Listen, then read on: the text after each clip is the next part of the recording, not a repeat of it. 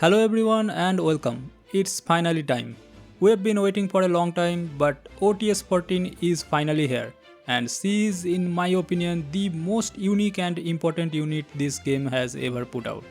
And you should definitely pull her. She is a brand new damage type, she is universally broken and is meta on all teams, comes with a completely future-proof kit, and she is so beautiful. She is the definition of a must-pull character. We have said must pull on a lot of other dolls before like Klukai, Voimastina, Vector, Springfield, Lorelei, Yuhi for many different reasons. And yes, they are all good and deserves to be pulled, but they mostly shine in their respective teams and can sometimes also be used in other teams, so essentially making them highly versatile dolls. But Alter Groza has no specific team because she has all the teams. Any team you slot her in. She is universal by her kit design itself. And even though I personally do not like to sell any specific doll by tagging them as a must pull, because you should always pull for who you want to and who you like since everything in this game can be cleared with almost all dolls. I still think OTS is very much worth the must pull tag even at V0, simply because of her universal team adaptability and future proof design. Even when more powerful dolls keep being released in future, OTS will keep scaling with them, so she should never become obsolete. If you are a new player, don't think just pull her. If you are an old player and have many dolls and maybe you are thinking about if you should get her or not, I think you should, and let's just discuss why, so you can make a decision by the end of this video. We will do the full breakdown of her kit, her gimmick, dupes, weapon, build, where she fits, how to actually play her and any pull breakpoints, so let's get into it. Okay, starting with the TLDR first, OTs-14 is classed as an AR Sentinel. But I don't want you to think of her as a hyper carry. Functionally, she plays like a generalist AR damage dealer with some team support capabilities on the side as well. At lower investments, she will probably be a high damage dealing sub DPS if you have an actual hyper carry in the team. But at V6, she will do that level of damage herself, but dedicated max Vertebrae hyper carries will still out damage her. But the reason she is so good is because of her headline feature, which is that she deals a brand new damage type called Resonance damage, and it's a mega broken type. Resonance damage counts as burn, electric, freeze, corrosion and hydro damage all at the same time, except physical, everything else, all phase elements. So for example, she is a perfectly viable target for Luis's burn dolls, while she at the same time counts as an electric doll for Sextance's buff purposes. Because she is all elements at the same time. Whatever is advantageous, she is considered that. That means she can take advantage of any elemental buff, any elemental attachment set, any elemental debuff on the enemy, all of it applies to her, regardless of what team you put her in. This is already insane. On top of that, she got a passive called Cellular Reconfiguration that automatically adapts her form based on whatever element your team has the most of, handing out a bonus team buff on top. And if your team doesn't have a clear majority or you are running physical, she just defaults into her own selfish buff mode instead. In other words, there is no team where she is deadweight, she fits everywhere, even in physical. It may look like that she is better in elemental teams and might be bad in physical teams because she can't really take advantage of the two main Yuhi buffs, but trust me, V6 Groza will carry your physical teams as well easily, until Asteria arrives. In fact, at V6, only Freeze and Corrosion are the two elemental teams where you want your Groza to reconfigure into that elemental version. In every other case, you just want her zero configuration version or the physical version where she just buffs herself. Another important stuff I want to clarify, when in a majority elemental team, Groza is reconfigured into that elemental version. But that does not change her element to burn, corrosion, hydro or whatever. She still is a resonance element doll. And she does not do any specific elemental damage, she always does resonance damage. Like I said before, resonance is all elements, so she always takes advantage of any enemy elemental weakness even if the enemy is immune to your team's majority element. As long as the enemy is not completely immune to all phase damage, Groza will exploit its biggest weakness. Similarly, she can take any elemental phase buffs, but doesn't stack different phase buffs together, only takes the highest one from them. What I mean by that is, if she is receiving both plus 50% burn damage and plus 30% electric damage, that translates to her as plus 50% resonance damage, so takes only the highest value. This is only when they are same stat buffs from different elements. If it's different stat buffs, then both applies. For example, plus 50% burn damage boost and plus 30% electric attack boost buffs will translate to her having both plus 50% resonance damage boost and plus 30% attack boost, since those are different stats even though for different elements. Hope it's clear. And then there is her special gimmick or the damage recording mechanic.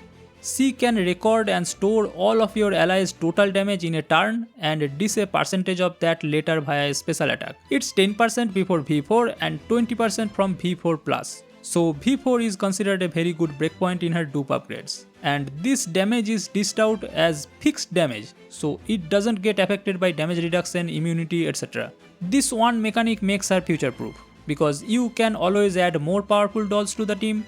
She will just record more damage and will scale with them. Easy. In a team, especially V6 OTS will always have a spot replacing otherwise the weak link of that team. She won't replace the main dedicated hypercarry or the core support or buffer for the team, etc. But there's usually always one doll in the team who's likely a flex slot as a sub DPS. Now that spot is OTS's. She is here to stay. Okay, so pull wise, V0 is already fantastic and flexible enough to slot into any roster, especially if you are F2P or a newer player and don't have all the meta dolls in your team and missing some pieces. While all of her dupes are really good, the better ones are at V4, V5 and V6. So if you are going there, you are going for V6. If you aren't chasing that competitive endgame damage, I think you can stay at V0 no problem, and wherever you can, I'm sure there will be lots of V6 OTSs available to be borrowed. Her signature weapon on the other hand is probably, not really probably, it is the best universal AR weapon in game that you can give to any of your AR DPS. I have even heard that it's better than Phelin's own signature weapon in future. I am planning to pull multiple copies of this gun. Don't dupe the weapon unless you are a whale, but you can have multiple copies at base, so you can give it to multiple dolls at the same time. Just an idea, do what you can afford with your pulls. Last thing I want to tackle in this TLDR, it's not a TLDR anymore because it's already too long, but should you pull V6 OTS or save for V6 Koleda or Asteria in future, if you are considering them, and want to know which one's better value. This is my perspective right now, that if you know that you are going all in on specific hydro or physical teams, only then you can go for V6 Koleda or Asteria instead, since they will do more pure damage than OTS. But I would still prefer V6ing OTS in any other case or for general advice. When you have your own V6 OTS, you can just borrow any other V6 hypercarry to effectively make that meta team. This opens up more team options to you, so easily a better choice in my eyes. Anyways, okay, too much yapping, let's get into the actual kit. Her normal basic attack is a single target hit for 90% attack resonance damage at 8 tile range. Standard filler, though she will have to use it before V2 when her rotation opens up more. Next I want to cover her skill 2. You will always open your turn with this skill every round. This skill switches her between two command modes, cover order and demolition order. Only one can be active at a time, and after this skill she gains extra command, meaning you can go again and do your actual damage dealing skill after this one. She can flip modes up to 3 times in a single turn if you really need to. But what do these modes do? In cover order mode, all of our other allies get bonus critical damage equal to 10% of OTS's own, and the game starts recording every point of damage all the other allies deal into a hidden accumulator. On the other hand, in demolition order mode, she instead gets a straight attack buff equal to 10% of her allies' combined initial attack power, and the game records her damage into that same accumulator instead. So you are choosing between boost the team and store their numbers or boost myself and store my own numbers. It is usually preferred to record and store your allies' total number, especially when you have other dedicated hyper DPSs in the team. You can always check how much damage is accumulated from the command mode in game. Her skill 1 is her main AoE damage dealing skill, which you follow up after her S2.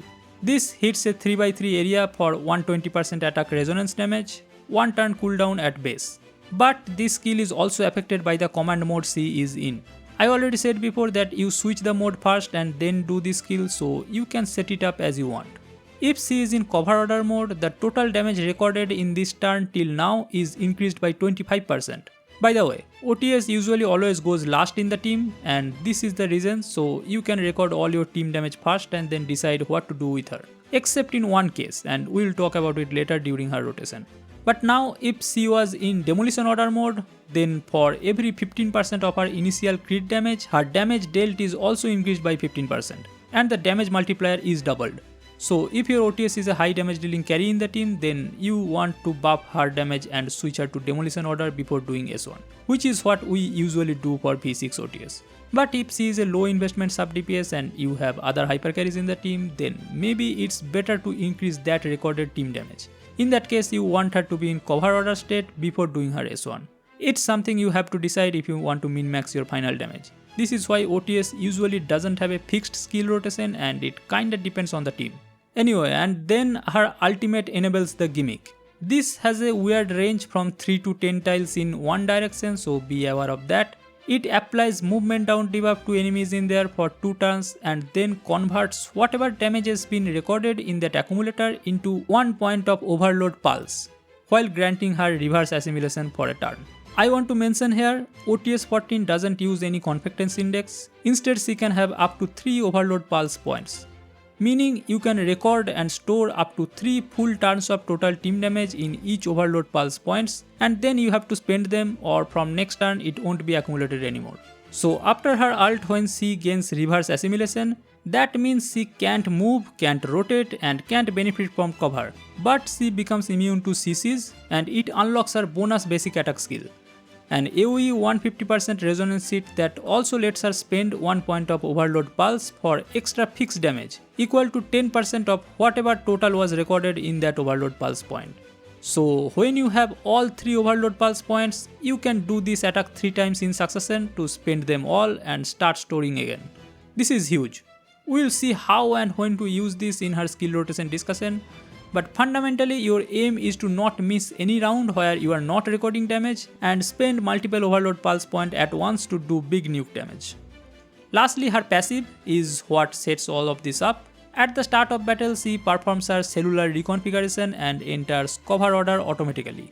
And on the turns when she doesn't use her ult, whatever's been recorded that turn still converts into 1 overload pulse at the end of the turn anyway. So basically the recorded damage gets turned into 1 overload pulse in 2 ways, either when you ult or if you didn't ult then at the end of the turn. Also at the end of her action, if she is in demolition order mode then it switches to cover order mode. It's good because I said before you mostly want to stay in the cover order mode to record team damage and then when it's her turn switch to demolition order to buff her own damage. Do the damage and then it automatically switches back to cover order. Nice, that's what you want.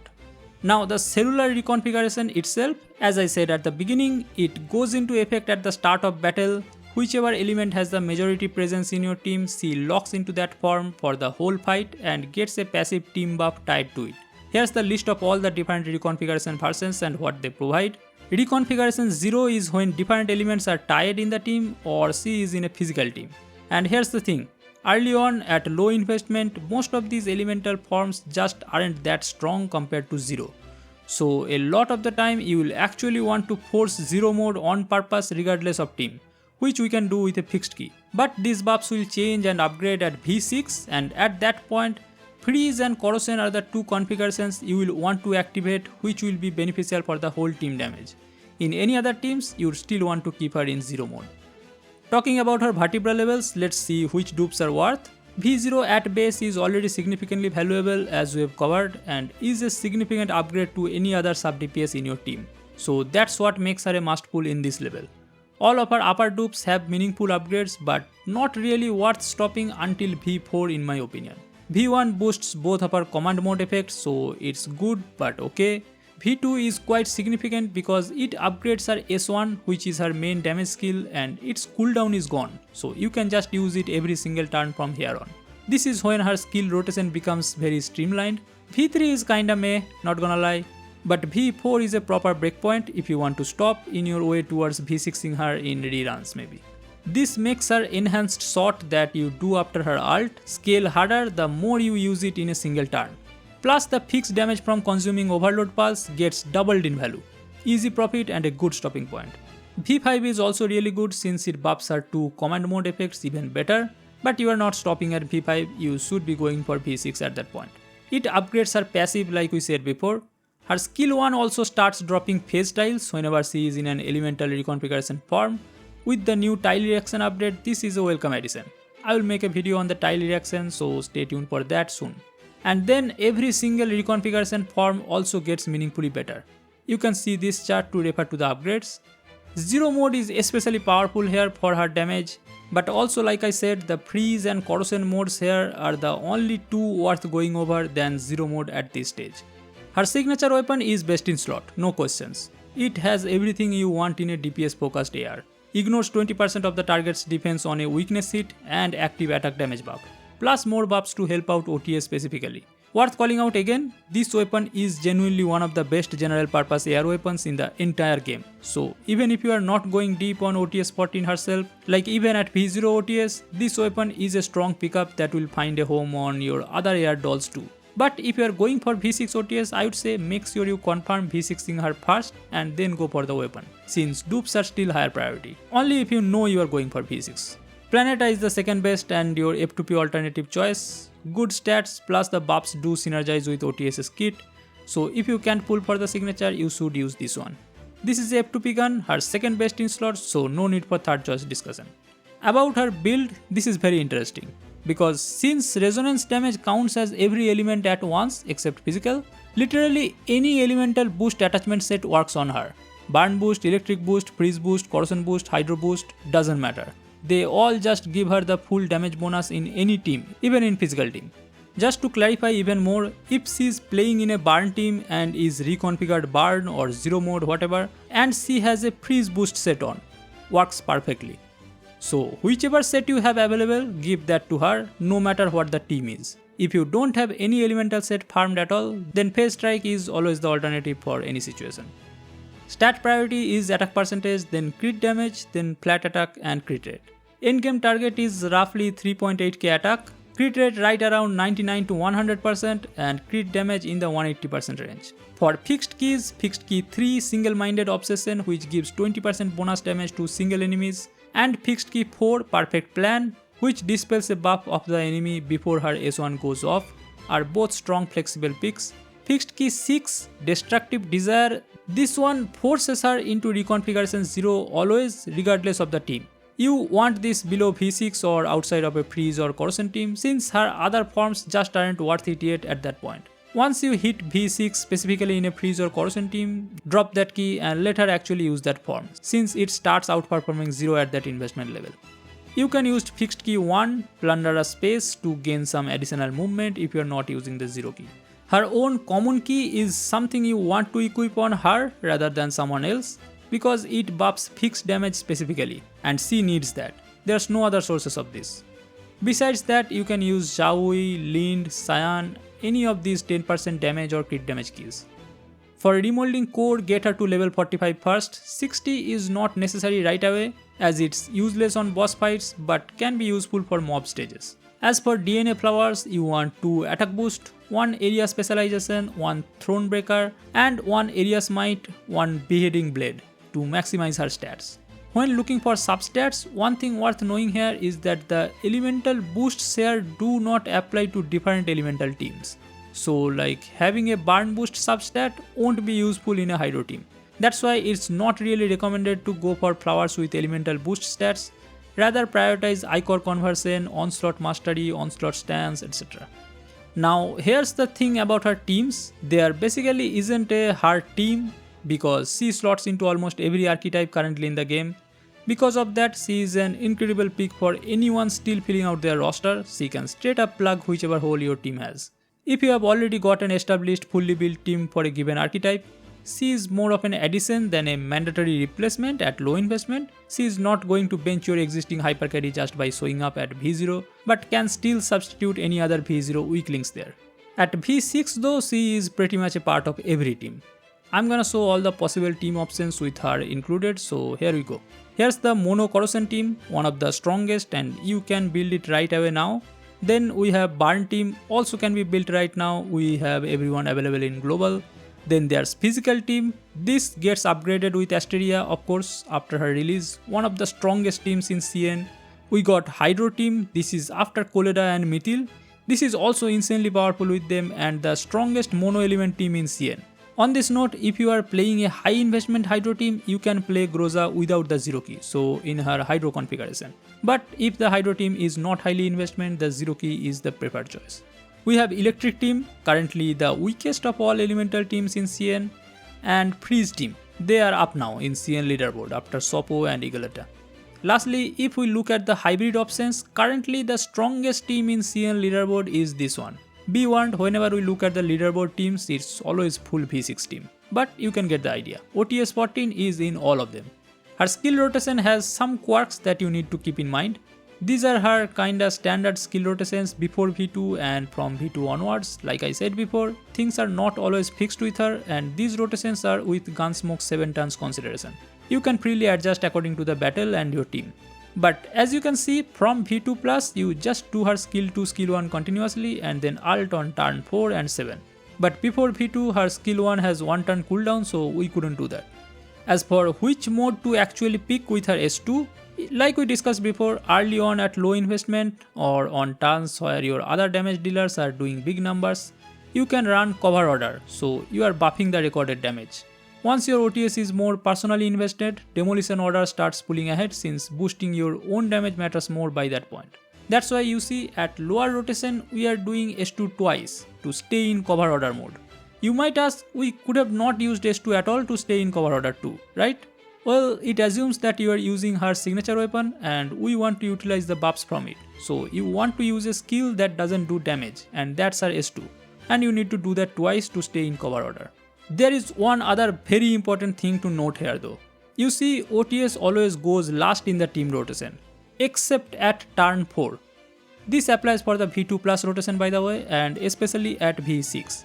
Why? On turn 4 you want to open with your buffer support type doll with a low damage output, and then OTS always goes second in that turn. The reason is, after first 3 turns we have 3 overload pulse filled, so we need to use those or it will be wasted, right? But we don't do ult at the end of turn 3. Instead we ult on turn 4 after a low damage unit goes first.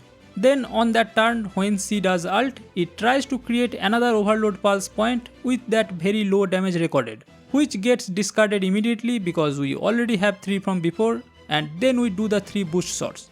And thereafter the rest of the turn 4 starts getting recorded normally. But this time at the end of round it doesn't convert into an overload pulse point because we already ulted in this turn, so it continues recording all damage through turn 5 as well. At the end of turn 5, all of the damage recorded from turn 4 after OTS onwards till turn 5 end, all of that gets recorded and converted into one huge overload pulse point. And then another for turn 6 and another for turn 7. So we do 3 more boosted attacks on turn 7 end as well. This way, throughout the whole battle, only missed damage record is the low damage doll that went first on turn 4. If we don't do this, we miss out on more damage. This is the most optimal rotation. Alright, final verdict time. And I'll be straightforward about this one. We have talked a lot. She is a genuinely exceptional unit, arguably the best all-around release we have had in the game. At least until Asteria shows up to contest it in terms of raw damage. So V0 is a fantastic pull on its own merits and you should be pulling her. She is flexible enough to fit any team you are running thanks to the resonance damage and cellular reconfiguration. And she is especially valuable if your roster still has gaps since she can just fill whatever's missing. If you have already got fully built established teams across the board, she is still worth having. Just don't feel like she has to replace anyone specific right away. You get her signature weapon right after if you are stopping at V0 only. If you are going for more dupes, I would say aim for V6 straight, but if you can't go for it right now and need to wait for a rerun, then V4 is the next best stopping point for now. After that, of course, V6 is where she genuinely becomes unreplaceable across nearly the entire game's team list. If you are going for V6 though, like I said before, prioritize your dupes first and then get her signature weapon. Lastly, you are free to get more copies of her signature weapon since it's that good.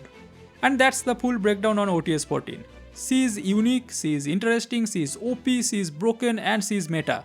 Let me know down in the comments, are you going all in on her or just V0 and calling it a day, or still deciding about it because you are out of pulls? Drop your plans below. I hope this video helped you just a little more about your decisions, and if so, leave a like and subscribe, hit the notification bell, and if you want to support the channel further, join the membership or send a super thanks. Thanks so much for watching and I will catch you in the next one. Goodbye.